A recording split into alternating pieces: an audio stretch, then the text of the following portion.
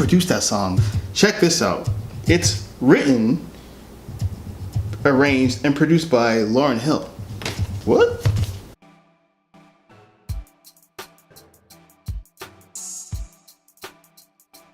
Records with My Daughter. Thank you for tuning in, for checking this out.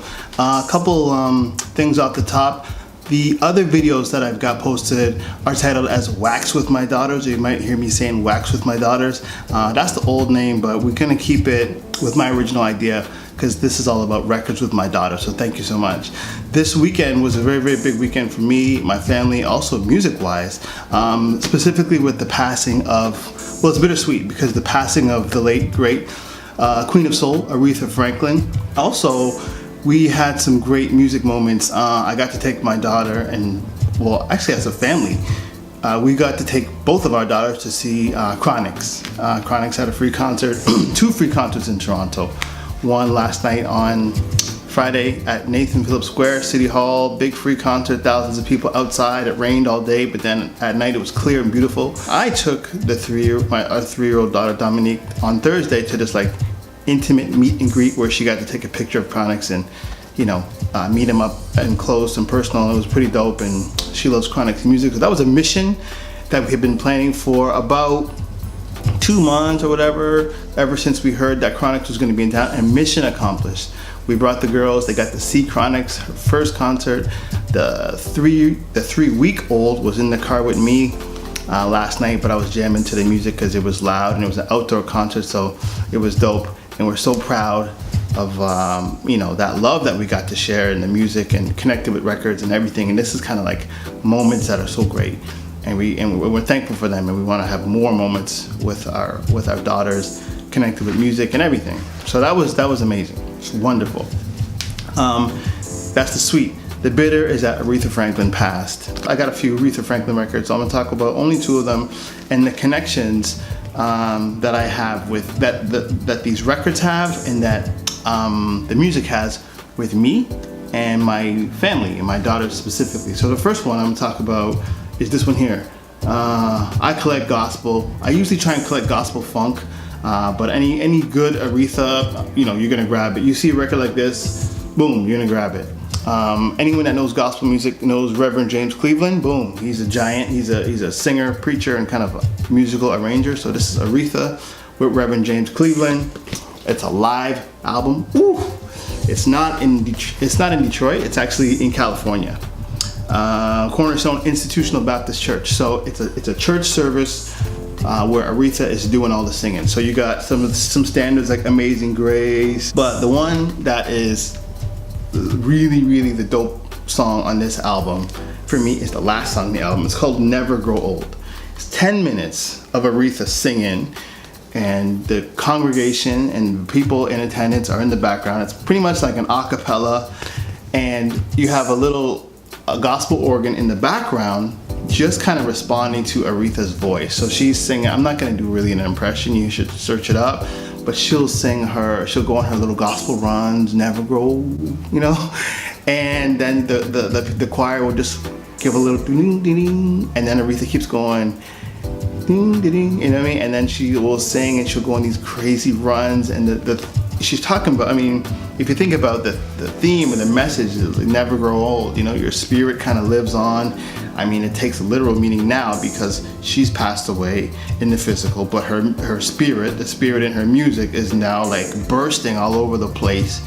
And you got DJs and music lovers and fans and all types of people, you know, celebrating her career and her albums. And it's great. And her spirit is just, you know, vibrating so strongly this weekend in particular.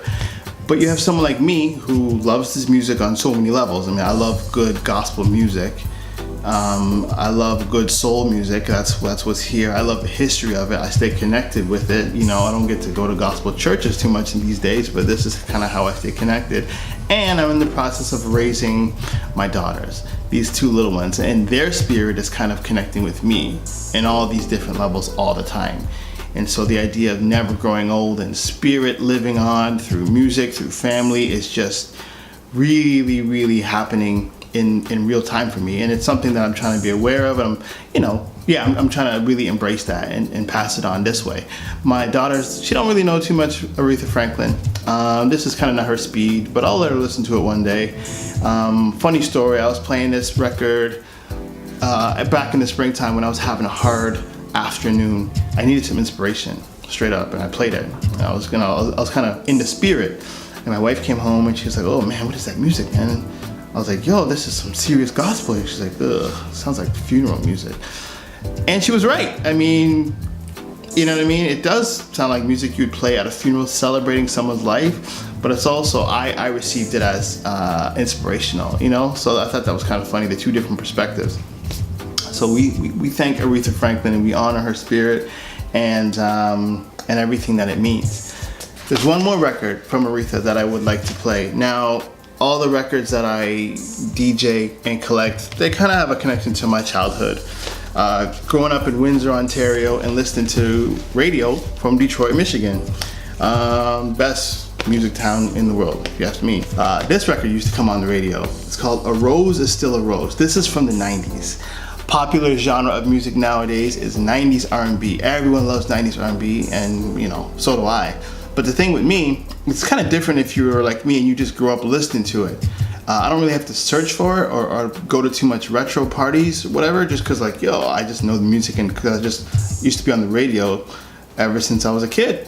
This song used to be on the radio. It's called A Rose Is Still a Rose.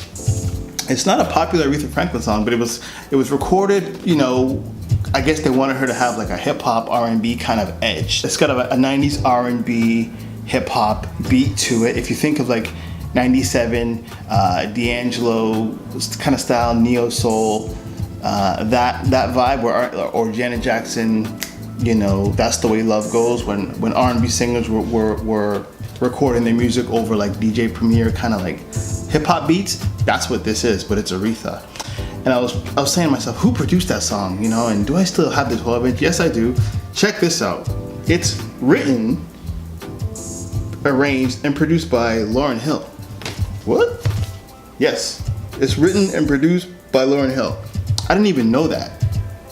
Why doesn't no one talk about this? Hopefully this song will be on all the mixes, you know, that come out being tribute to Aretha Franklin. You should check it out. A Rose Is Still a Rose. Written, produced, and arranged by Lauryn Hill. And it's got that sound. It's got a 90s miseducation of Lauryn Hill sound on it.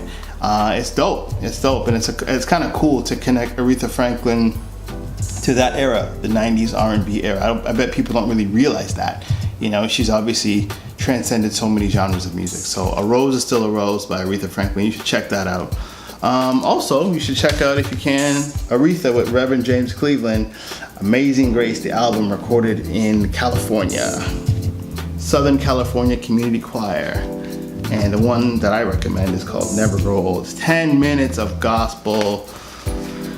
What's the word I want to use? I want to use gospel fire, but you know, let's be a bit more delicate. Gospel, heavenly music that'll really, really touch you. So thank you for tuning in.